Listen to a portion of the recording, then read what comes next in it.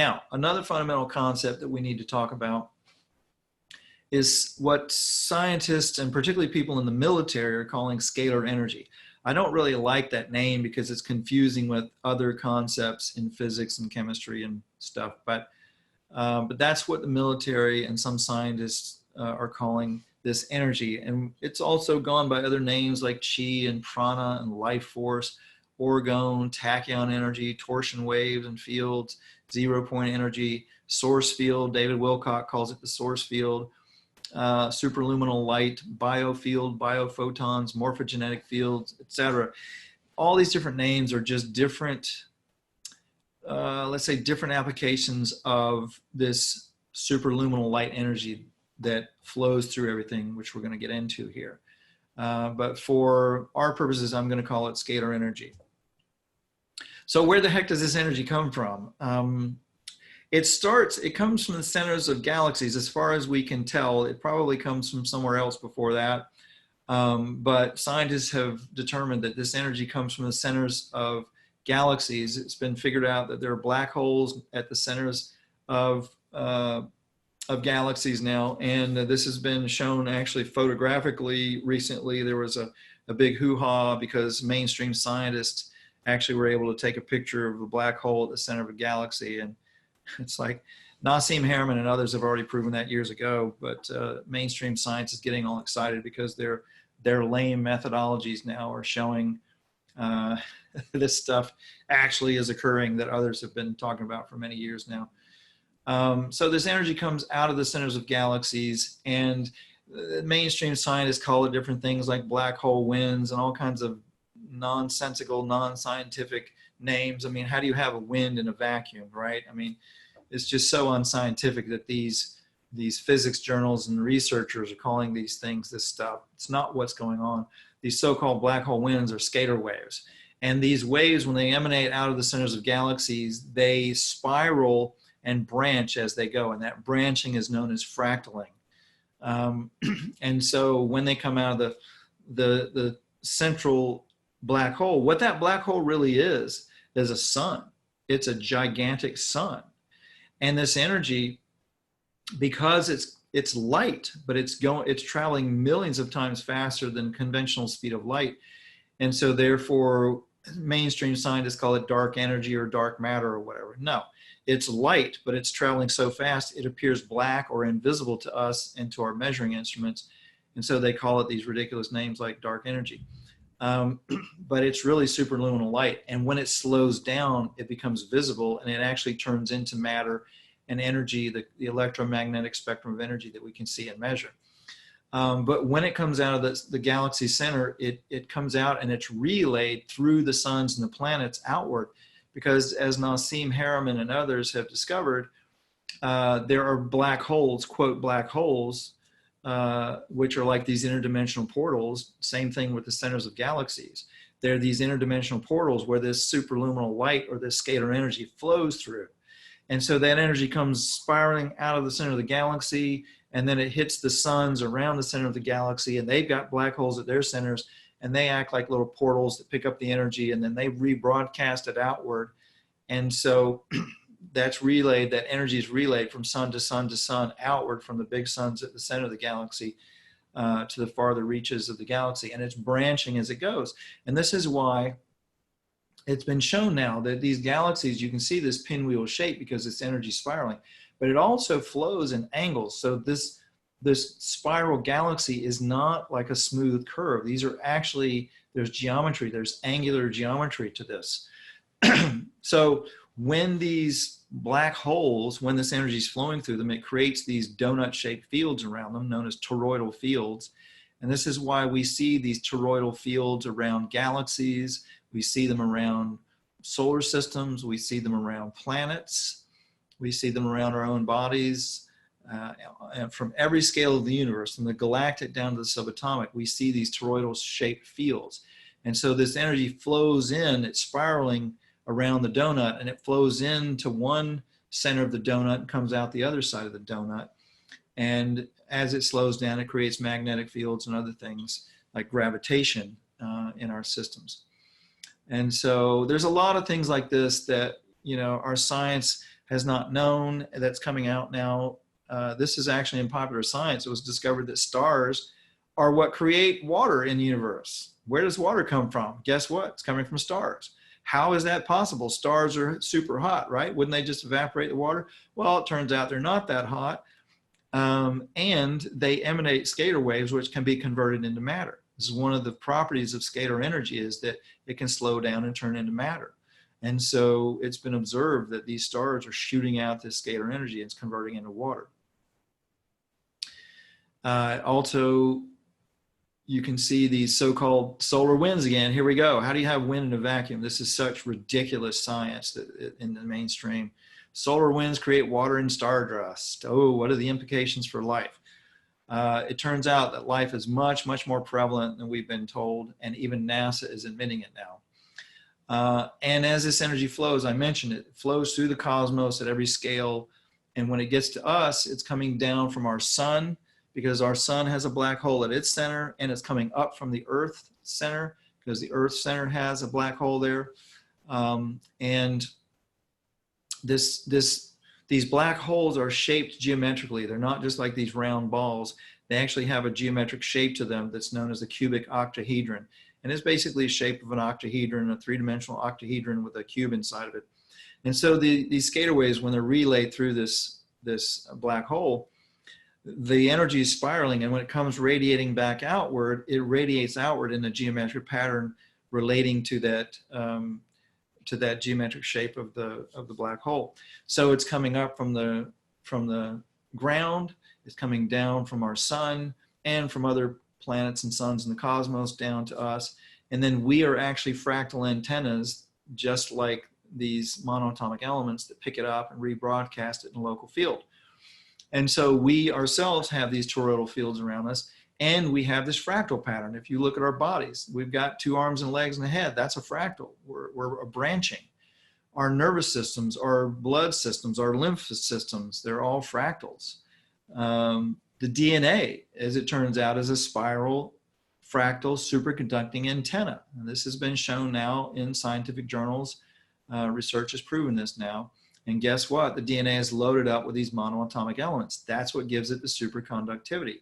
So if you ingest foods that are high in these monoatomic elements, they're going to increase the superconductivity in the DNA, help heal the DNA and the expression of it, and accelerate healing in the body. So this is exactly one of the things I've been teaching for many years, is how to do this. We'll get into the details a little bit more. But basically, I have helped many people, including myself, heal DNA damage and heal other things by raising the superconductivity in the body, in the DNA, in the brain neural pathways, and along the nervous system. It turns out that the brain is a superconducting transceiver, meaning it's like a radio that picks up this energy coming from the center of the galaxy that's being broadcast through the galaxy, and it's flows through everything as if it's not there. It's actually flowing through matter completely unimpeded, because it flows through the space in between the subatomic particles of matter. The whole model of the atom that we've been told is a bunch of nonsense. What atoms are really made of are patterns of energy, geometric patterns of energy that coagulate into the nuclear particles of the atoms. And so at any rate, this energy is flowing from the center of those galaxies. We pick it up as well. Our brain picks it up, broadcasts it down through the nervous system, and then creates this toroidal field around the body. And we've got these junctures of these monoatomic elements, these Ormus elements, all along the brain neural pathways, along the spine, and along the nervous system. And so this is what corresponds along the spine. These large junctures of these monoatomic elements along the spine correspond to the chakras. And the reason that they correspond to different colors in that system is because the brain is the transceiver or the radio that picks up this God consciousness coming from the center of the galaxy, because it has an intelligence behind it. So I liken it to God consciousness. We pick it up, we rebroadcast it, and as it's traveling down the spine, the frequency changes as it goes along the spine, and it hits these junctures of the monoatomic elements, and it comes out in a vortex, which is why the chakras are always portrayed as spinning wheels of color, or vortices. They're just corresponding to different frequencies of energy as that energy goes down the spine and moves away from the transceiver of the brain. Now, it turns out that crystals also contain these monoatomic elements hiding within it. Because these elements are like this meta matter, it's like this interdimensional meta matter, they can actually hide inside of other matter. And our methods for analysis using spectroscopy can't find it, because the way you use spectroscopy to analyze what something is made of, you basically burn the material and then you see the light patterns that come off of it. You determine what the materials are. Well, when you burn these elements like that, they collapse into other elements, and so therefore they show up as other elements.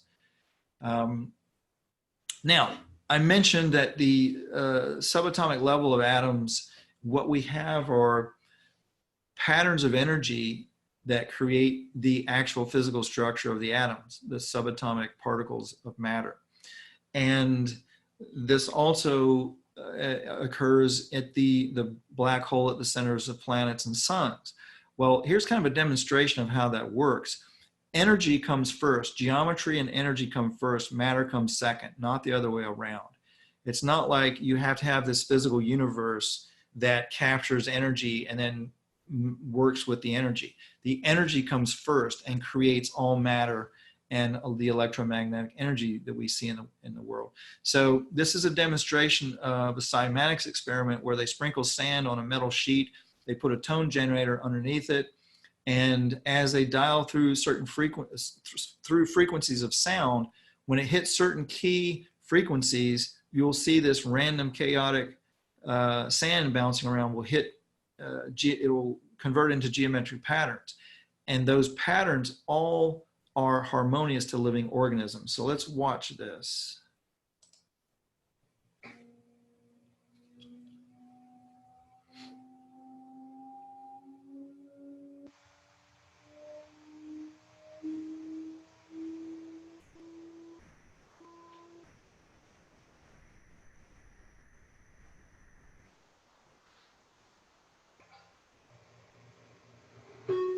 And some of these will be familiar for those of you math geeks. They'll be familiar from high school mathematics and calculus.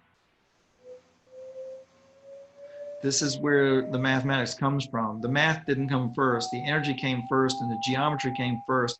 And then the mathematics evolved to describe the geometry. But the entire multiverse is composed of geometry, of geometrically patterned energy. And as the frequency raises, you can see the complexity of the shapes increases.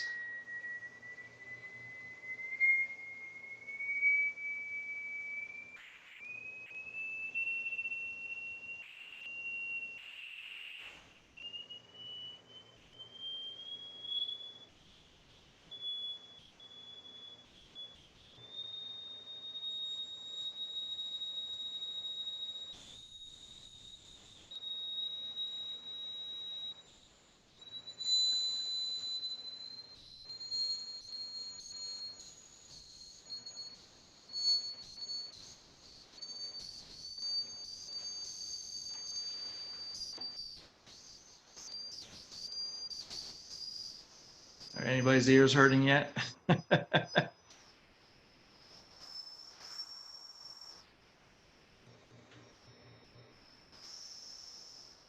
And it keeps on going.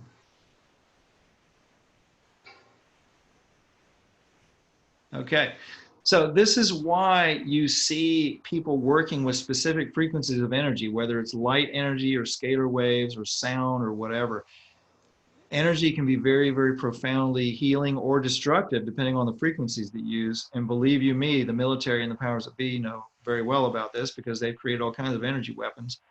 And this is kind of the vanguard of what the military is doing with weaponry now that they're not talking about. It's one of their biggest secrets. And this is being used against us in various ways. And I have seen proof of this. I'm not just like regurgitating stuff on the internet. I have personal experience in showing that this is really going on. We don't have time to get into that. But those geometric patterns that you saw the cymatics experiment locking into, the geometry, All of those are harmonious to living organisms. And this is why you've got these different frequencies that people talk about that have certain types of healing aspects to them. It's not New Age nonsense, it's cymatics. Now, ancient people, they were aware of this stuff. They wrote about it, they talked about it, and they were discovering this by observing nature.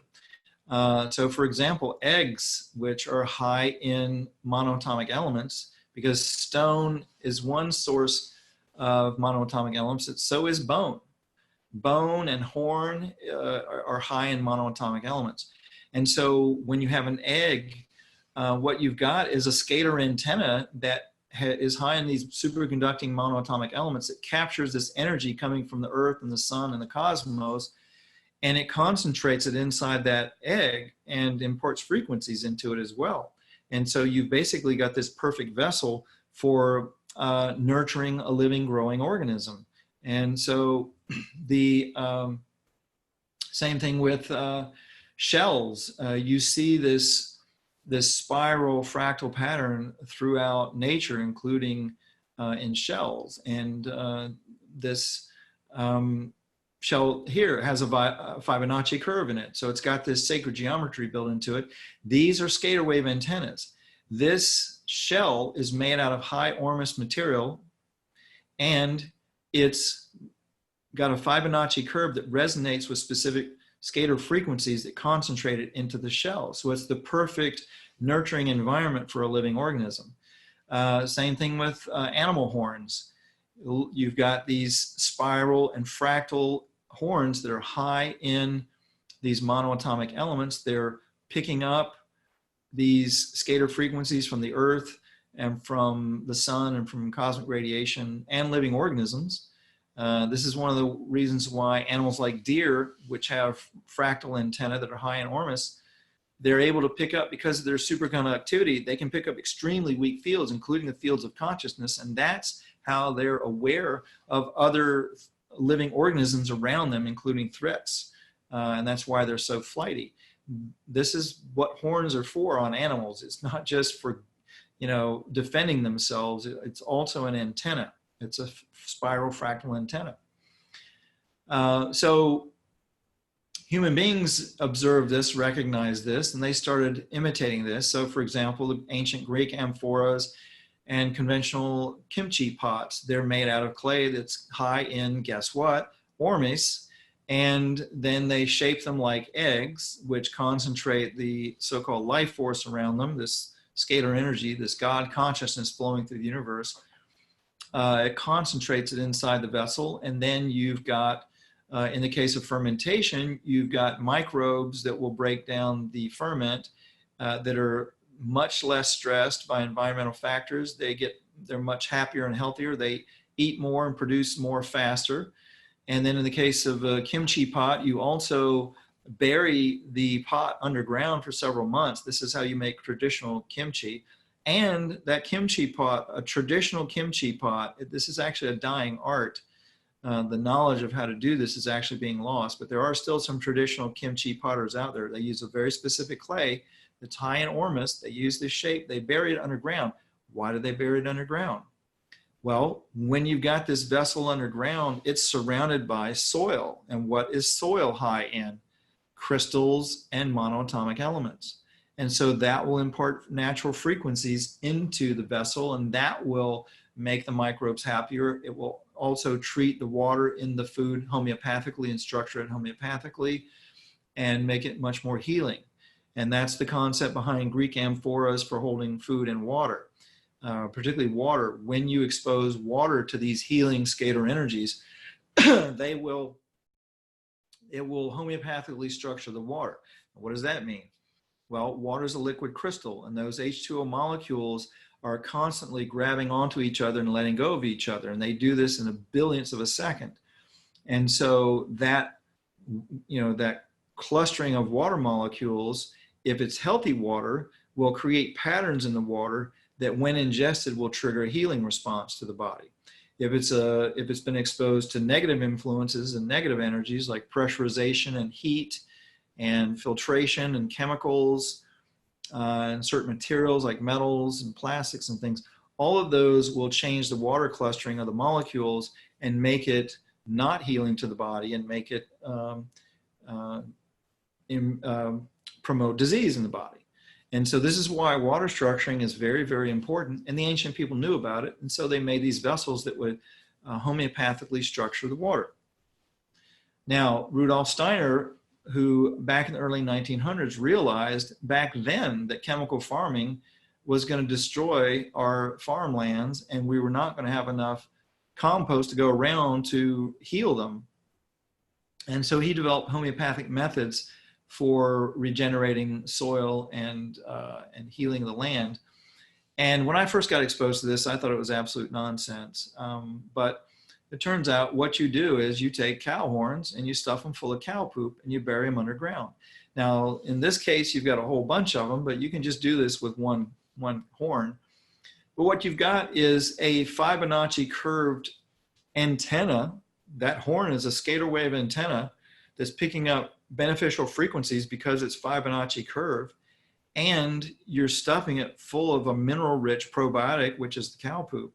And then you bury it underground in soil, which is surrounded by all these crystals. So you've got all this scalar energy coming from the earth and the sun that's being imbued into these horns, into these antennas, and into the minerals in the probiotic. And then the microbes in the poop eat the minerals, break them down into the monoatomic elements.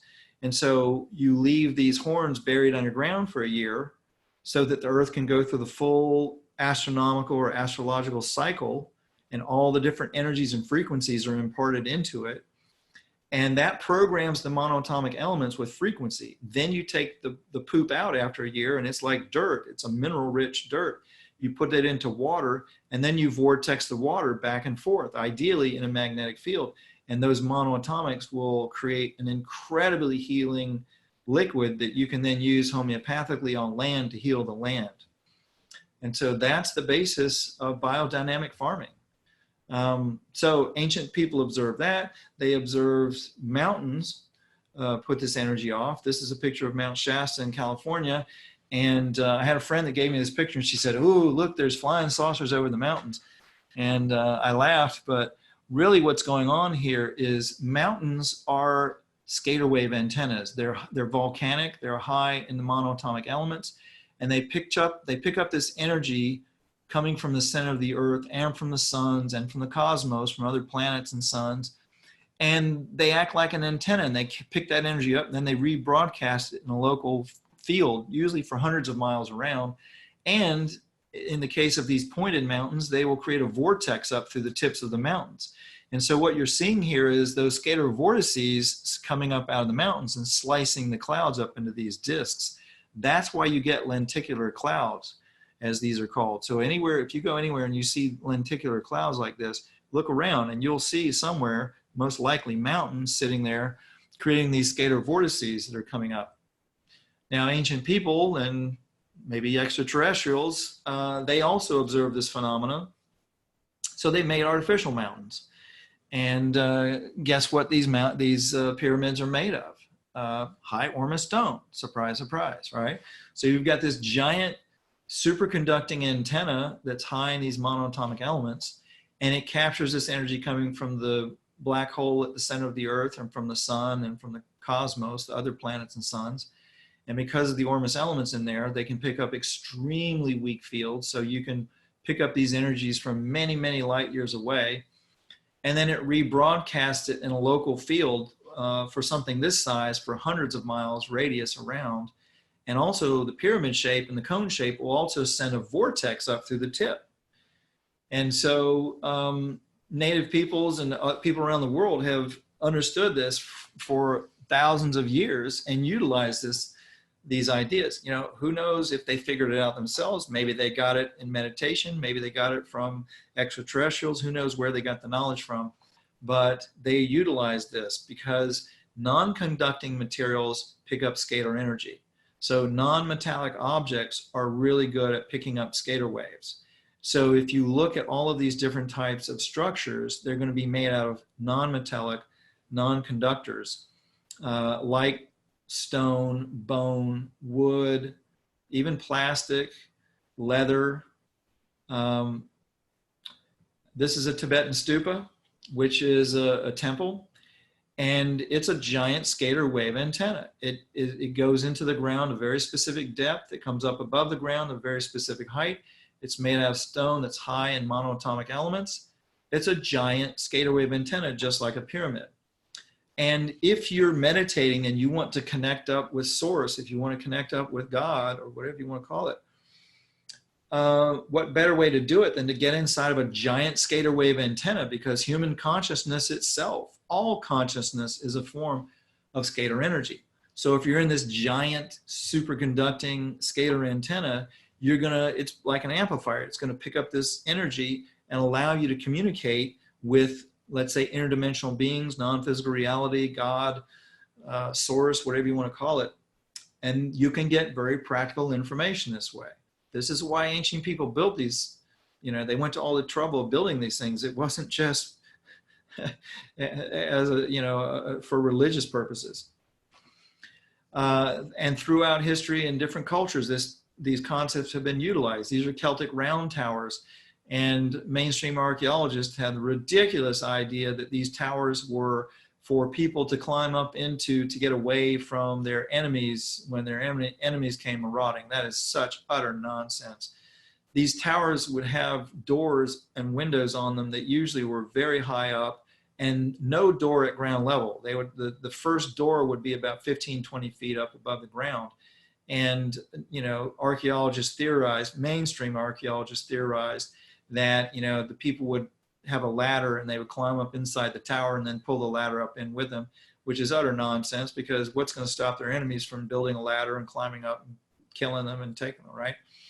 It's nonsense. These are scalar antennas. These were built to impart frequencies into the ground and into the atmosphere for many hundreds of miles around.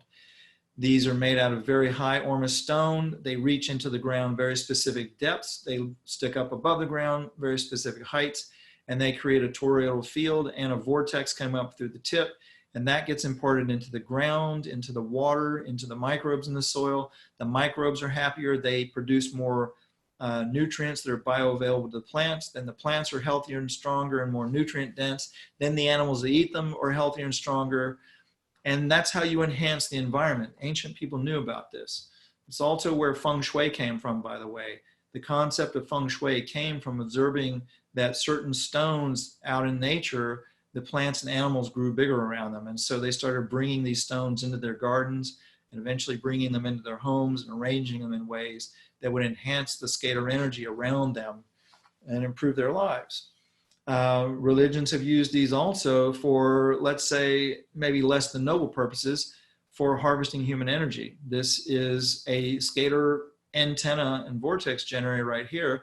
And you've got hundreds of these human scalar antennas all around, because we are, just like pyramids and these other structures, we are fractal antennas that pick this energy up from the earth and the cosmos, and we rebroadcast it. So you get a whole bunch of us together, you've got a gigantic fractal antenna, and then you put a whole bunch of them around a big dish like this. It's made out of high Ormus stone or concrete with this obelisk going up through the top, and you've got, just like a pyramid, you've got a gigantic scalar vortex generator that is in my opinion, a feeding ground for interdimensional beings.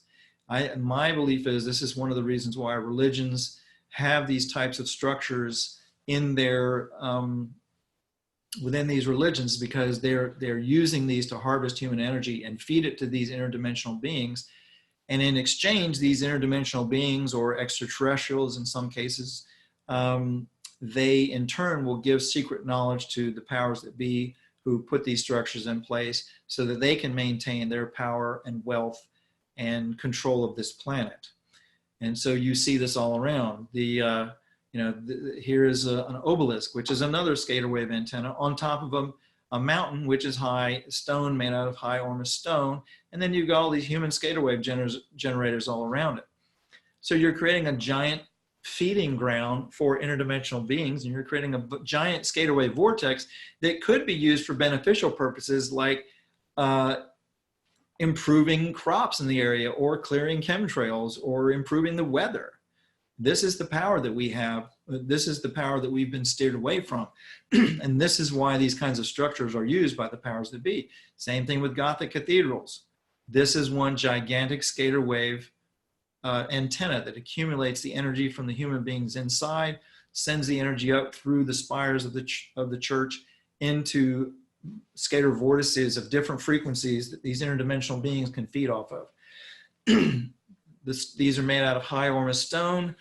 You look at these spirals, all of these are Fibonacci curves and different sacred geometric shapes that pick up very specific energies, scalar energy frequencies, which human beings generate, and then send it through the high Ormus stone up through this structure. It's a gigantic feeding ground of consciousness.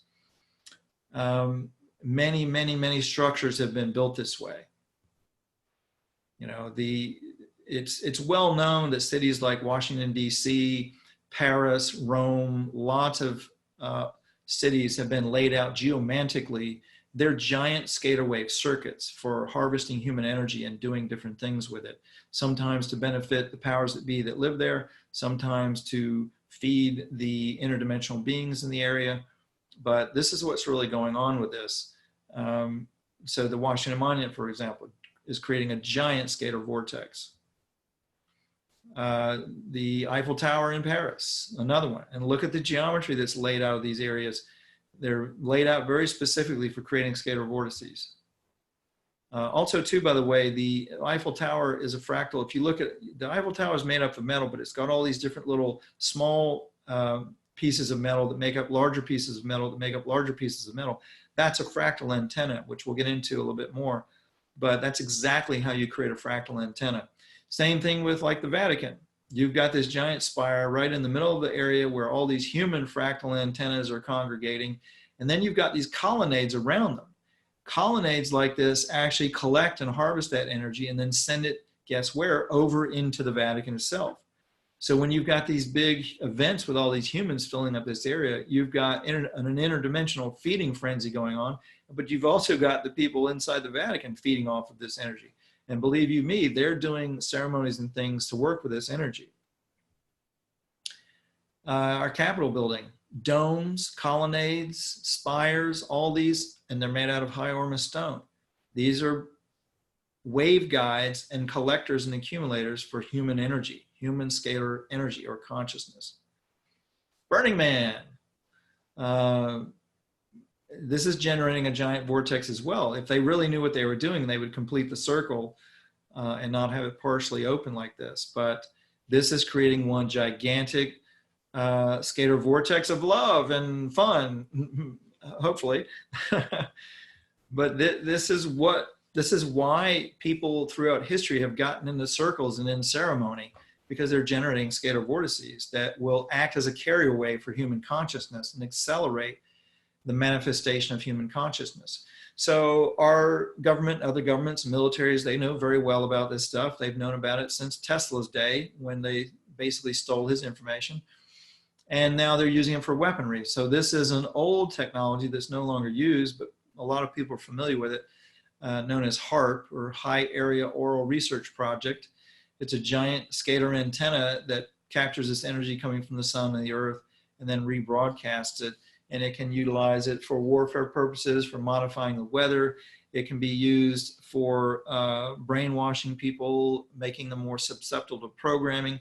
It can even be used with what's called voice of God technology, where it can be directed at people, for example, on battlefields. This was used in the first Gulf War to make the Iraqi soldiers lay their weapons down because they heard the voice of Allah telling them to do so.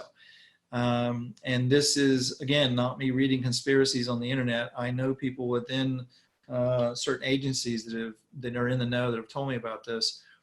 By basically, I don't know if you remember the first Gulf War, but it only lasted, I think, a couple of weeks. And it wasn't the shock and awe campaign that made those Iraqi soldiers just lay their weapons down.